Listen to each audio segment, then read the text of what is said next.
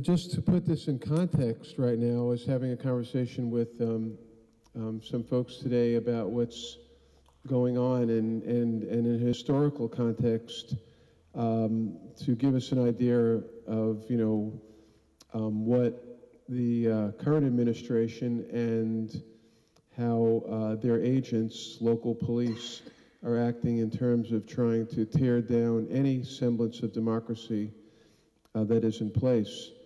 I believe, we've heard recently Alberto Gonzalez talk about how when asked whether he thought it was legal to listen to conversations between citizens in this country, not internationally, and he declined to answer. And so basically we know that the pathological criminals, in my mind, that are in power are capable of doing anything. They don't care about any sort of law, constitution, or Bill of Rights. And in fact, now that Bush's polls are down to around 30%, he's capable of doing anything, including what Seymour, what's his name, Hershowitz, talked about the plans to bomb Iran. And so a lot of people hate it when you analogize to the Nazis, but I think it's really important to look at the similarities in terms of the progression of history.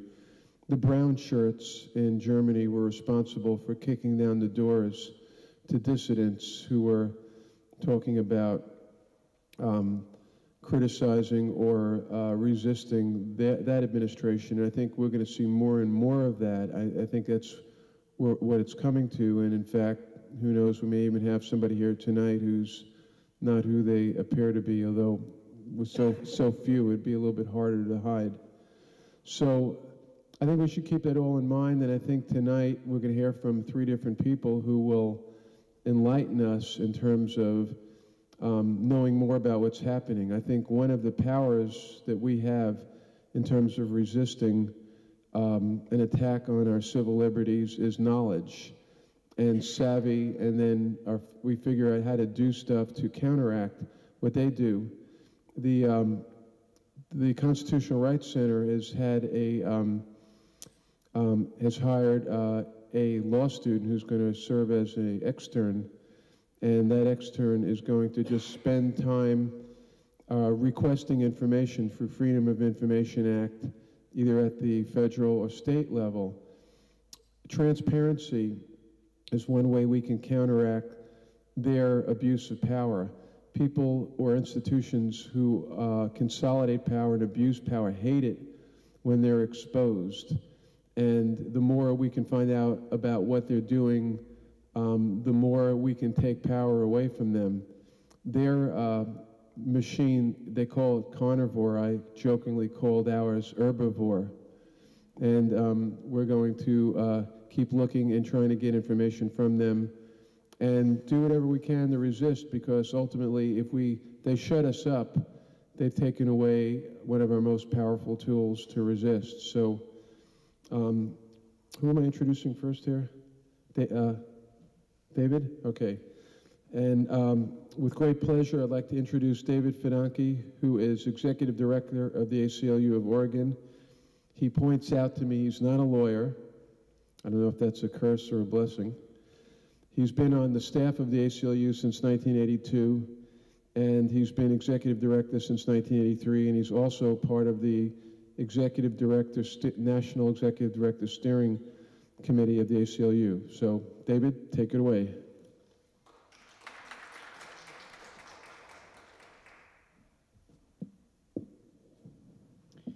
Thank you, Alan. I'm going to try to quickly give you an overview of some of the material, some of the information that has come to light over the last couple of years regarding what we believe is illegal surveillance of First Amendment protected activity in various parts of the country. But to put that in context very quickly, I just want to remind you about some of the changes that were made shortly after 9/11. You all know about the Patriot Act. Section 215 of the Patriot Act, the so-called library records provision, allowed the FBI to go to the Foreign Intelligence Surveillance Court and get access to third-party records, that is, records held about you or other persons by someone else. The Patriot Act greatly broadened the ability of the FBI to get those kinds of orders from FISA. ACLU filed suit to challenge that provision. I think it was the summer of 2002. That case is still pending in the trial court, but in the course of that case, the Justice Department disclosed that they had not issued any Section 215 orders. That changed shortly after they made that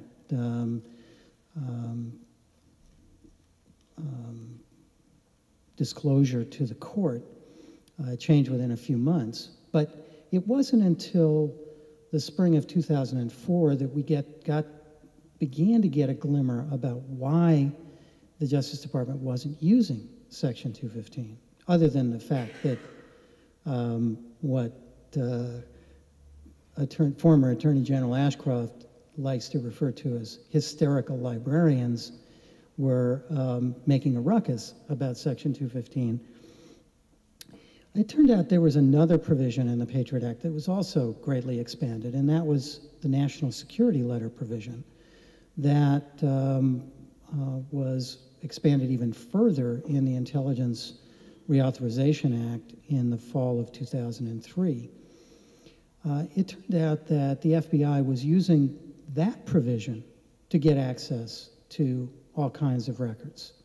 Records held by internet service providers, records held by travel agencies, airlines, hotels.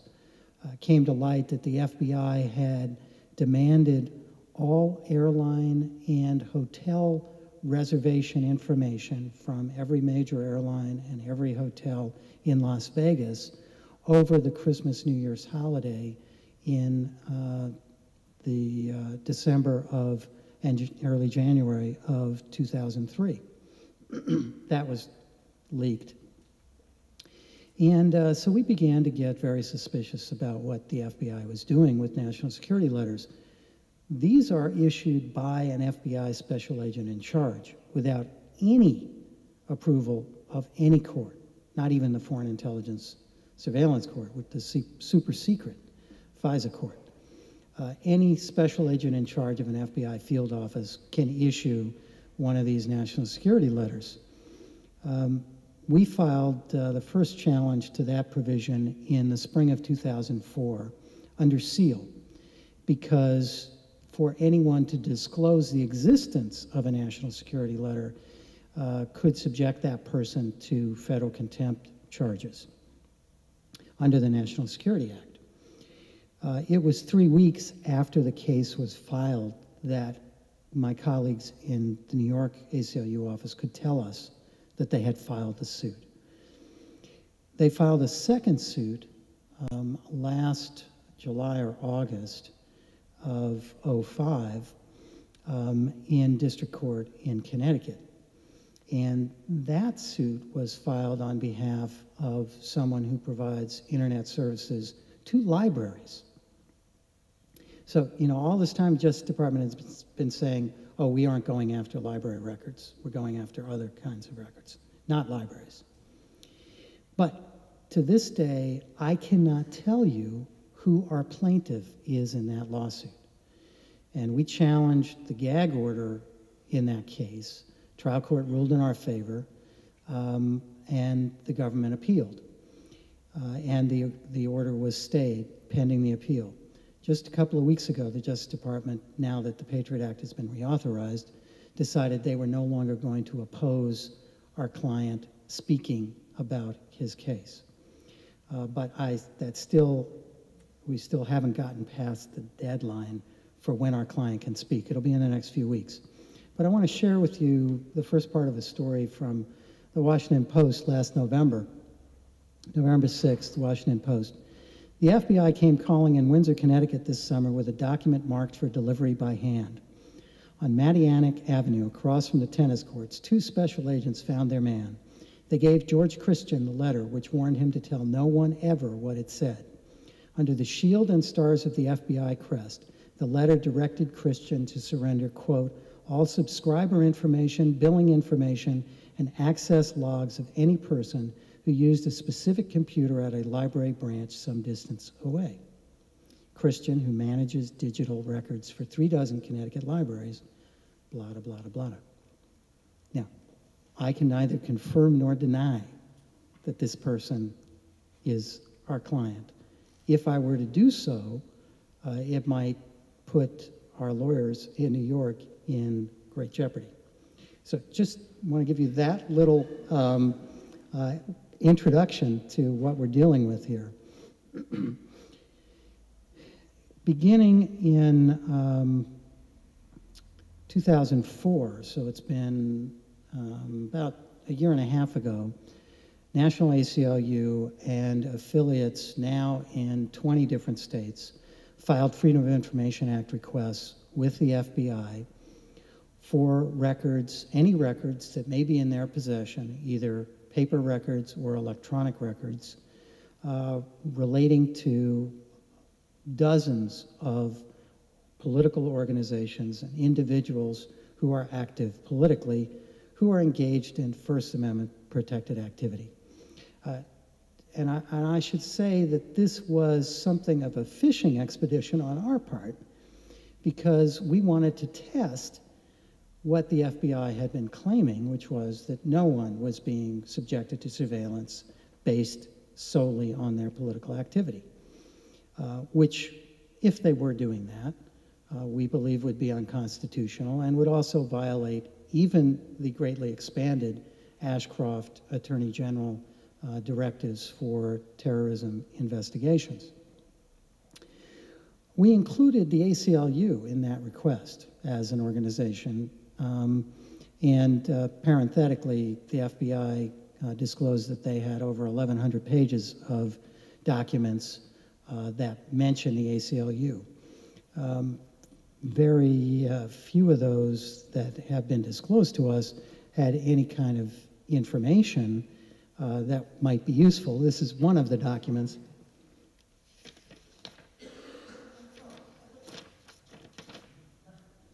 That Post-it note there says ACLU.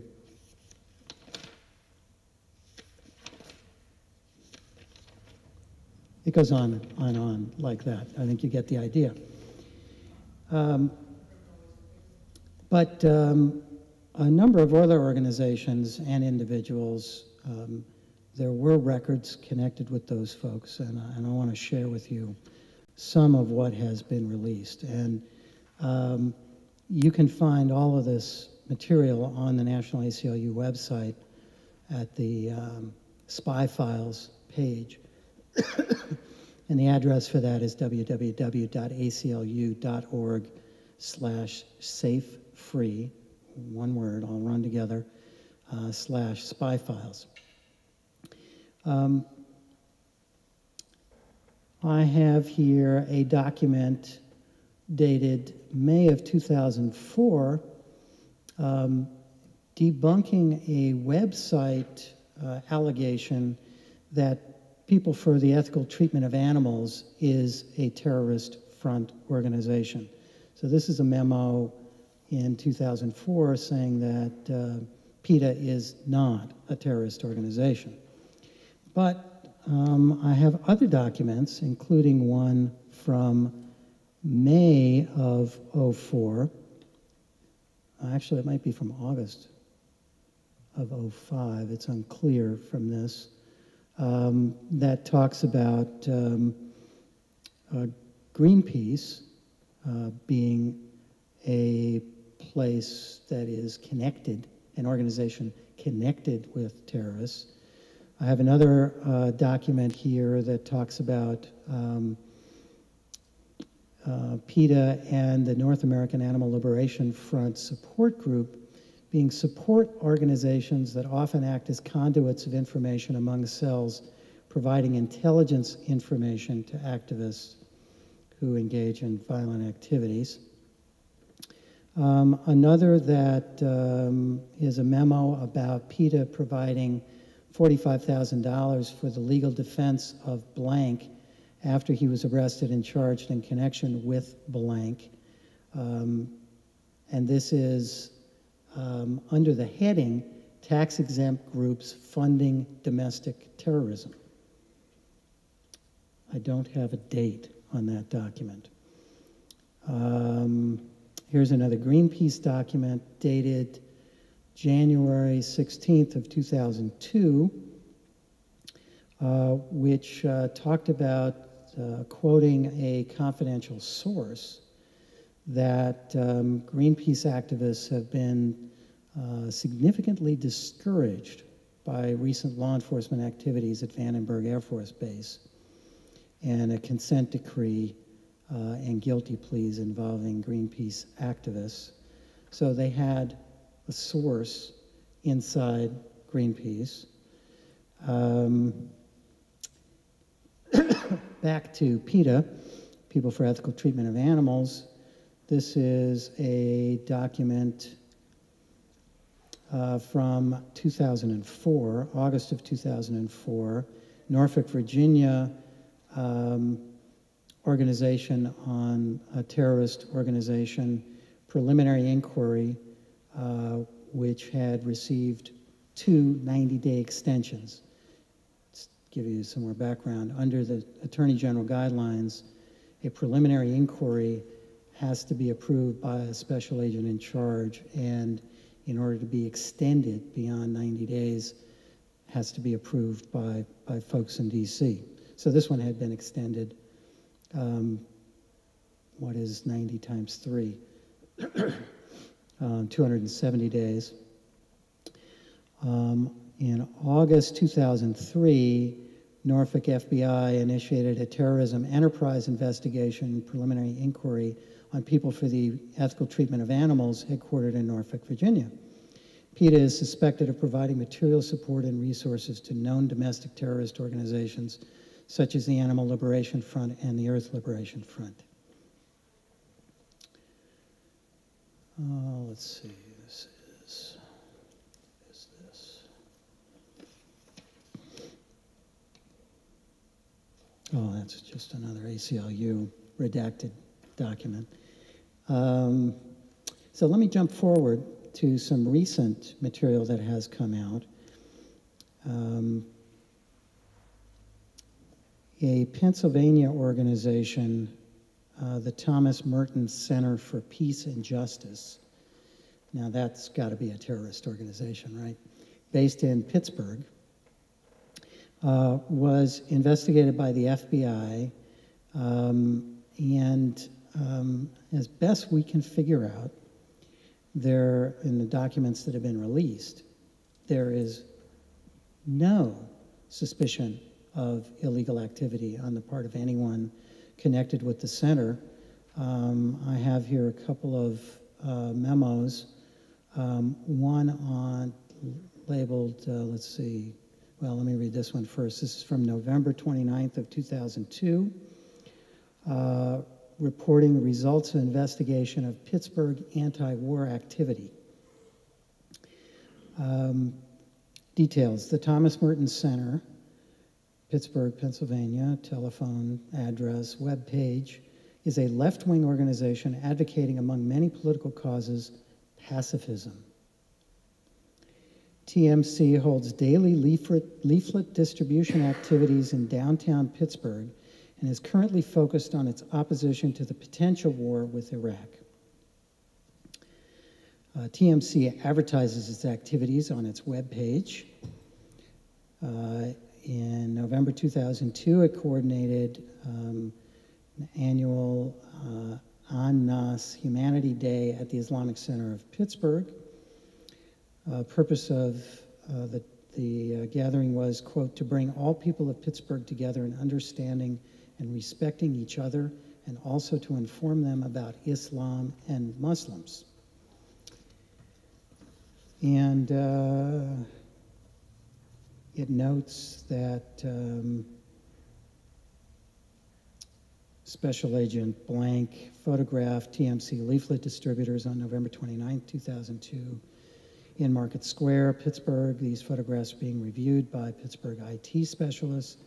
One female leaflet distributor who appeared to be of Middle Eastern descent inquired if Special Agent blank was an FBI agent. No other TMC participants appeared to be of Middle Eastern descent. Now that's suspicious. Then a memo dated February 26, 2003, titled International Terrorism Matters. Pittsburgh Division Joint Terrorism Task Force investigation has revealed the following information of which your agency may already be aware. My guess is this was a memo that was sent out to members of the Pittsburgh JTTF. And then it goes through a lot of the same information that was in that earlier memo. It quotes from the Thomas Merton Center website that when the United States begins war with Iraq, quote, all who desire peace and an end to war gather at the Federal Building downtown, corner of Liberty and Grant at 12 noon for an interfaith prayer vigil, 5 p.m. for a rally and possible civil disobedience for those prepared to do this.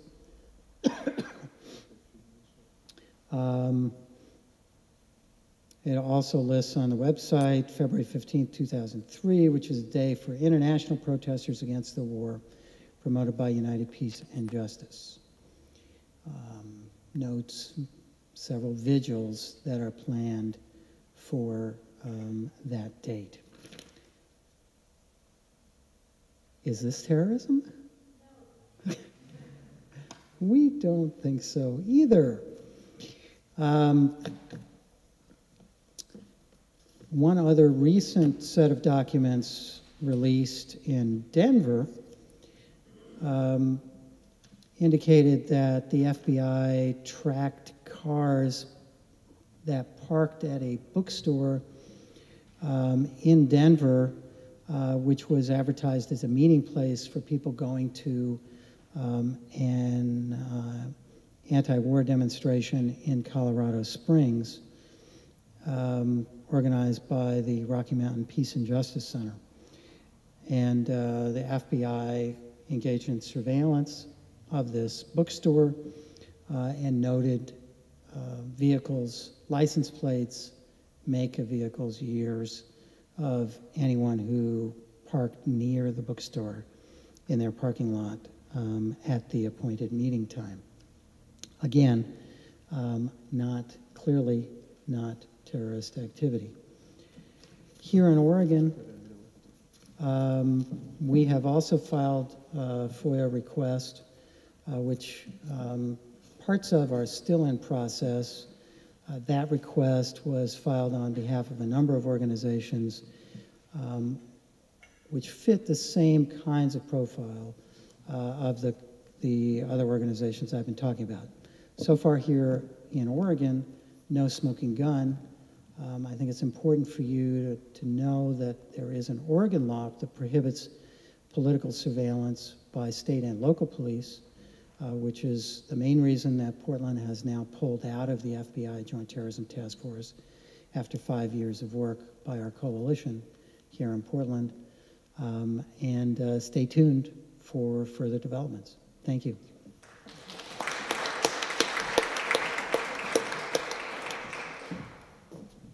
All right, thank you, David. And next, we're going to hear from Karen Coulter, who I've known for a number of years and amazes me as someone who just is tireless. She just has a lot of energy. She just keeps going. And she's here as director of the Blue Mountains Biodiversity Project and principal activist with the program on corporations, law, and democracy. So, Karen, you can stay here or come up here, either way, whatever you like.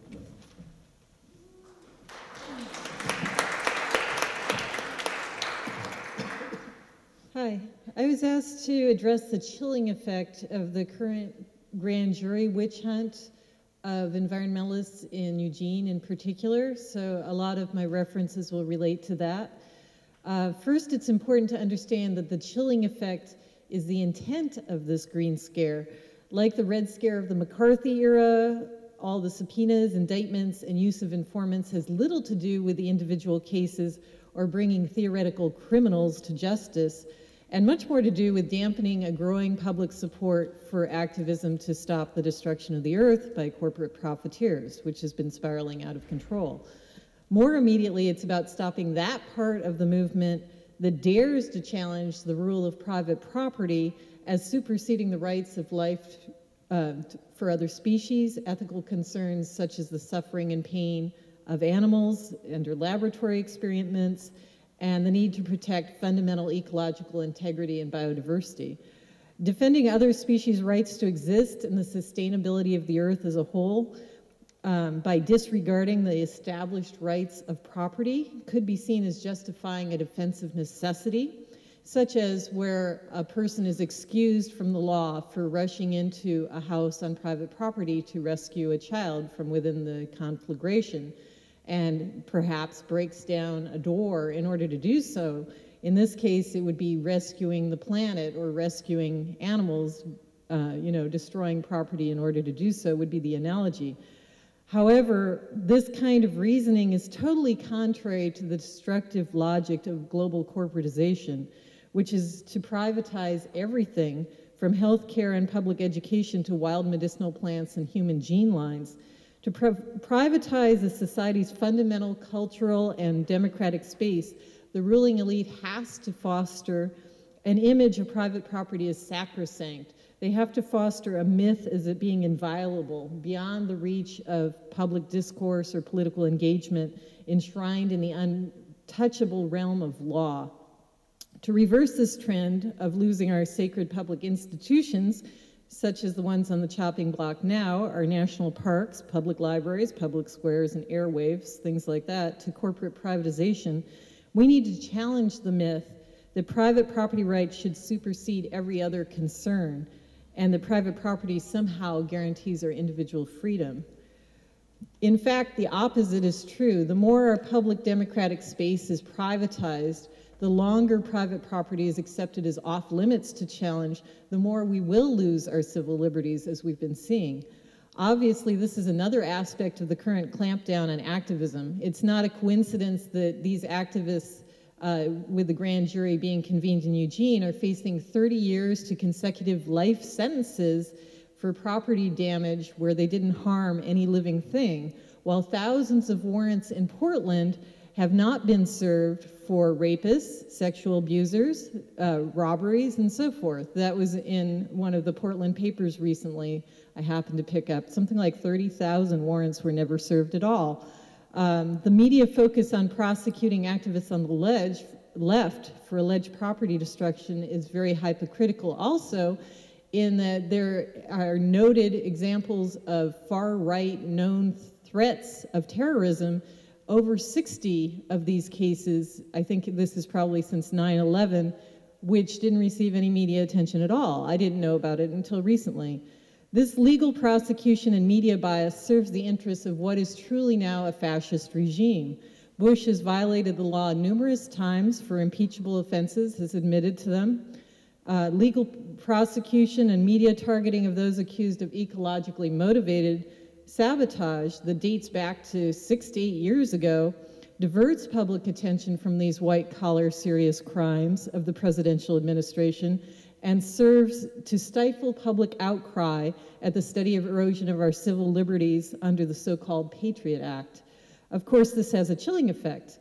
It's intentional that this chill may split the environmental movement between those willing to take the necessary risks to defend the earth and defend our civil rights, and those who seek to distance themselves from those accused and from the more radical part of the environmental movement. Radical means from the roots. We can't stop the destruction of the earth without getting to the roots of the problems, which include the dominance of private property over the commons and of corporate control over our lives. How successful the current administration is in orchestrating their divide and conquer attack on environmentalism through this chilling effect depends totally on how we respond. We need to point out the parallels between the current persecution of people of Arab descent or Muslim religion, immigrants in general, and those accused of eco-sabotage, and the incrementally building persecution of Jews, gays, and lesbians, and the disabled under the Nazi regime. No one should feel safe under this onslaught. The FBI has already acknowledged, as was pointed out, that next on their list for persecution are the above-ground mainstream groups that are seen as being tied to this eco-sabotage, such as specifically they've mentioned the Earth First Movement and PETA. You can be sure there are many other groups on their list for eradication. We need to pay attention to the lessons of past history, from the Nazi Germany scenario to the Red Scare, COINTELPRO, and the crushing of groups like AIM and the Black Panthers. We need to stand in solidarity with each other and be careful what we believe of what we hear, knowing that the FBI is famous for bad jacketing campaigns in which they smear activist targets in the media. And for instance, when they're preparing for war, they demonize Saddam Hussein or Iran, whatever. And we need to make sure that protection of our civil rights and the earth itself is recognized as the issue. That's our focus. That's what's really going on, not whether the individuals indicted have committed any acts of property destruction. The chilling effect is also meant to prevent recruitment of new people to ecological protection groups due to suspicion of infiltrators and general paranoia. And in fact, paranoia, divisiveness, and inaction are our worst enemies. In my 26 years as an activist, I've experienced firsthand or by close association everything from surveillance, infiltration and harassment, to break-ins, assassination attempts, and actual political murders and attacks. Attempts on my life and that of my co-workers have included mercury poisoning of my well, which almost killed me, loosening of the lug nuts on our car, and cutting of vehicle brake lines. Yet there hasn't been prosecution of much of this kind of threat to environmental activists because most of it is federal or federally instigated. A notable exception is the landmark victory against the FBI by Daryl Cherney and Judy Berry for the bombing attack on Judy's life, and the violation of their civil rights that ensued from that. So how do I go on being an activist in the midst of infiltrators and attacks? Well, I ground myself in what I believe in and why it's important. I spend a lot of time in wild nature to remind myself why I've committed my life to this. I find great rewards in the company I keep of other activists, some of whom I consider the finest people in the world. And I remind myself of the lessons in Brian Glick's book, The War at Home, in which he advises activists to deal with suspected infiltrators as if they were simply inept or unreliable new volunteers, which they are. So don't point an accusing finger and say, you're an infiltrator, because you don't really know. Instead, you get long-term trusted members of the group to double-check everything they do and be redundant and do it over again if necessary until you know whether you can trust this person.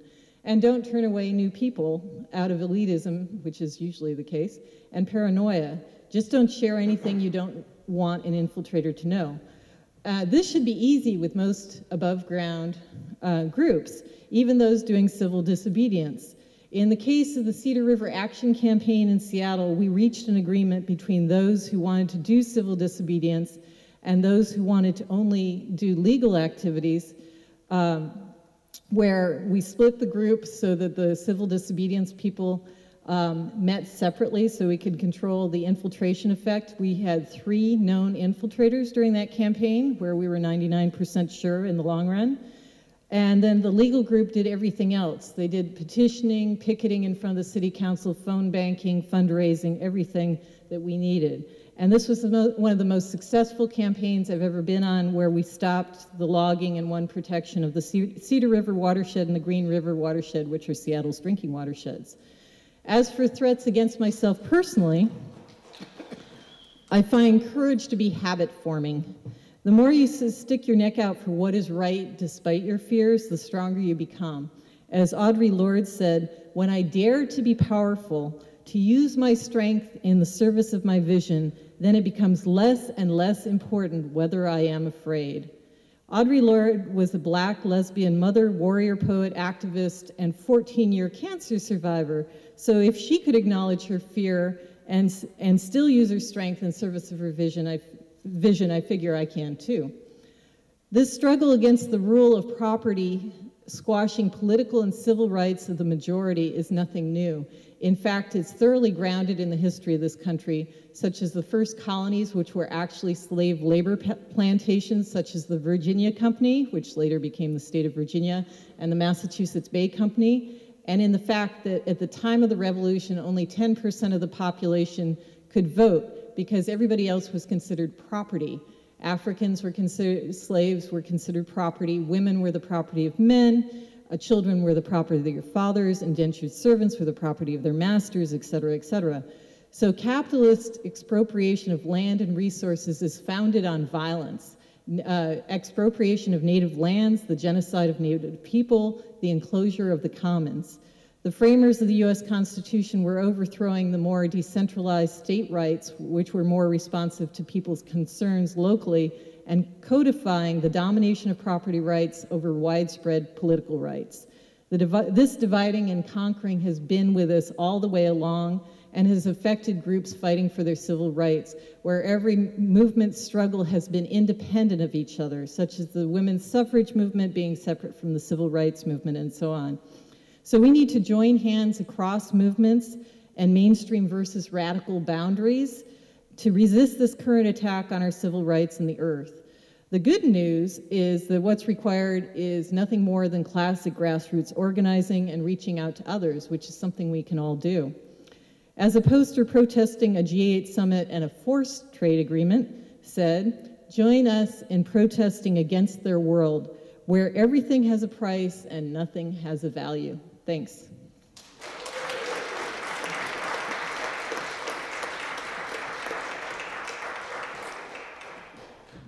Thank you, Karen, for those inspirational words.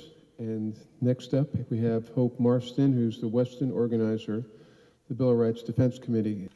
So Karen has given us some really good examples of what it's like to be spied on. And this is something that I guess we're all getting used to now, even though many people like Karen and Dave have experienced it firsthand, and Dave has proof of some of the spying that's been going on in this country. I think really all of us have to realize that we're all potential targets of this administration when we have an executive branch that is completely out of control, where we don't have three branches of government anymore that work together, but we have one branch of government dictating to the Congress and also dictating to the courts. They've shown this through the National Security Agency warrantless wiretapping, where the president has admitted that he took it upon himself to order the National Security Agency to do warrantless wiretapping on communications outside the country, coming inside the country, coming outside, where we have FBI spying on political opponents, the Pentagon spying on political opponents, JTTFs, Joint Terrorism Task Forces, being used to intimidate people without any accountability to the local community. And it's a credit to Portland that you were able to get rid of the Joint Terrorism Task Force officers here. The Bill of Rights Defense Committee is working with groups around the country to educate them about how Portland and the ACLU and the groups that they were allied with did that work here, so that we can do that work in other communities too. There's plenty of work to go around, and that's one piece of it. Another part that I see is, and this is something that really hasn't been mentioned in the news, and that is the Inspector General, who was named when the Patriot Act was written as someone who was supposed to investigate civil rights and civil liberties abuses. And he did that, and we got some good reports back from how the 1,100 or more Muslim people who were detained right after 9/11 were taken into custody, not allowed open trials, and really severely abused. And we got a lot of good information from the Inspector General about that. And we got a recent report about Brandon Mayfield, a local attorney here in Portland who was accused, based on some erroneous analysis of fingerprints, as being involved in the Madrid bombings, We got an okay report from the Inspector General on that. I do have a couple of complaints about that report. One is that that the Inspector General issued only an executive summary in January of this year when we were still debating the Patriot Act in Congress. The Patriot Act reauthorization was very much still alive and really could have been modified significantly and really should have been modified significantly, because one of the provisions in the Patriot Act, the reauthorization, involves protesting at a presidential event, what they call national special security events. Now it's a felony if you are protesting behind the yellow line, as opposed to being more of a misdemeanor before. So, and they created a brand new Secret Service police force. So those were a couple of things that I was very much opposed to and very much wanting to be changed before the reauthorization went through, but that was not to happen, and partly because of the Inspector General's report on Brandon Mayfield. See, he issued this executive summary in January, and kind of like the documents that Dave was showing, it was heavily redacted. Well, then he released a less redacted version and a fuller version in March of 2006, after the Patriot Act had been passed. And when I took those two documents and looked at them, the executive summary versus the part that was released after the Patriot Act reauthorization was passed, it was very obvious to me that the change in the two documents was, besides the second one being much longer, but the change in the executive summary was that every reference to the Patriot Act and how the Patriot Act had been used against Brandon Mayfield, all of those references were redacted in January, so that Congress, the American people, none of us could take a look at what it was, what effect the Patriot Act had on the Brandon Mayfield case, which is really significant. So this is a government that is hiding information, and even the Inspector General is not allowed to divulge that information.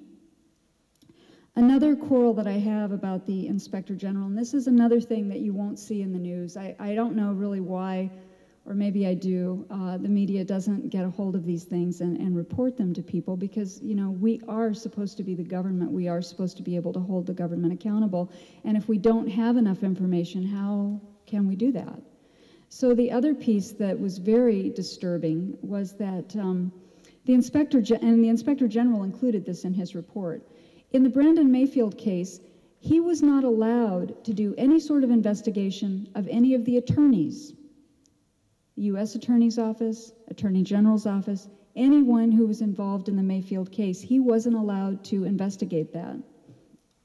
He wasn't allowed to investigate it because the Department of Justice has another department called the Office of Professional Responsibility, which reports to the Attorney General.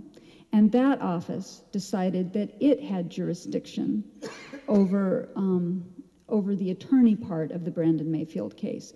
Well, the difference between the Office of Professional Responsibility and the Inspector General is that the Inspector General reports to us. The reports that he makes are public, and so we get to see what our government is doing, as opposed to the Office of Professional Responsibility, which apparently wrote a report, a beautiful report, I'm told, on these attorneys who had been involved in the Brandon Mayfield case. We'll never get to see that. It will never see the light of day. Not only that, but in this Inspector General's report on Brandon Mayfield, I learned that the Congress had asked the Inspector General to look into and do an investigation about National Security Agency warrantless wiretapping that the President had ordered. This would have been very beneficial to all of us to see what the Inspector General came up with in an investigation of the NSA spying program. But was the Inspector General allowed to do that? No. The Office of Professional Responsibility, again, which reports to the Attorney General, has decided that it will do the investigation on National Security Agency warrantless wiretapping. So again, we won't get that information because it's being done undercover. It's being just reported to the Attorney General, if indeed it's even being done at all. How would we even know if that kind of report's being done if it's not being done publicly? The other thing that's happening, which ties into all of this, is with the FBI spying, the Pentagon spying, the National Security Agency's warrantless wiretapping, and all of the other kinds of spying that's going on and chilling our free speech, is that there are unprecedented amounts of information now that are being collected and stored in databases. And I think that's the part that maybe we're not going to feel it right now. And I look at the immigrant rights rallies that have taken place in recent weeks, and it's been beautiful to watch that outpouring of outrage and, you know, saying, hey, you can't build a wall between here and Mexico, and you have to respect us as people. It's been beautiful to watch how many hundreds of thousands of people have marched in the streets. Why can't we get hundreds of thousands of people to march in the streets about National Security Agency warrantless wiretapping? Why didn't we get hundreds of thousands of people to march in the streets about the Patriot Act? I think a lot of it is we haven't really felt it yet. You know, we know about it because Dave has some documentation of some of it, and we ferret out as much documentation as we can possibly get. But I think for a lot of people, it's still this abstract idea. Oh, okay, they're spying on people, and it's people that have had conversations with other countries. Maybe that's not me. But I think what we really need to start realizing is that all of this information that they're collecting, whether it be spying on Greenpeace or the Thomas Merton Center or PETA or other environmental groups or other political action groups, is that they're collecting this information and they're holding on to it. And here's one piece about that, and that is that in early April, the Department of Defense reported that it removed 2% of the 13,000 records in its database. More than 13,000 entries have been logged in the database since the Talon reporting system went into effect in May of 2003. And I had what Talon stands for here, but anybody help me out with that? No? I've got it somewhere in here, and it's just not coming. Oh, here it is. Threat and Local Observation Notice System, Talon database. So 13,000 entries have been logged in the database since Talon went into effect in May of 2003. Well, they seem to think that this 2% just removes all the entries that are related to political action or peaceful protest or ordinary people who have no business being in that database. But in fact, Chris Pyle, who is a professor at Mount Holyoke College, has read 1,519 of these reports for the period between July 2004 and May 2005. And in his judgment, none of those 1,519 reports relate to terrorism. They're just suspicions about people that were around military bases or people that were protesting recruiters. So if you do the math, the DoD says that it's expunged 2% of that 13,000 records. Well, 2% of the 13,000 records, you know, would probably be 2,600 records. And Chris has already looked at 1,519 of these records, and none of those relate to terrorism. So you can see, actually, he's read 12% of the files. So you can see that none of the files that he read are related to terrorism. They're not getting rid of this information. Dave talked about the national security letters. They're issuing 30,000 of those per year and keeping the information, which can then be shared with other governmental agencies or even private companies.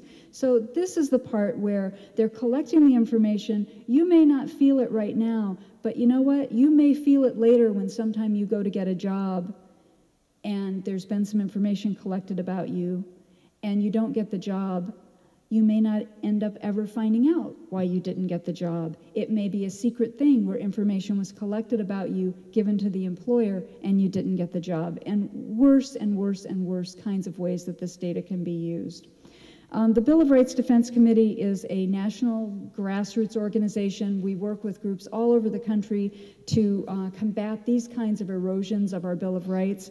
And on May 3rd, we're planning on doing a national call-in day about all of these, especially the National Security Agency warrantless wiretapping, but all of these abrasions on our civil liberties, because truly, if we don't stop the executive branch from being the only branch if we don't get Congress, and they're not standing up right now, I don't know if you've noticed, but they are not standing up to the president's warrantless wiretapping. They have a few bills out there.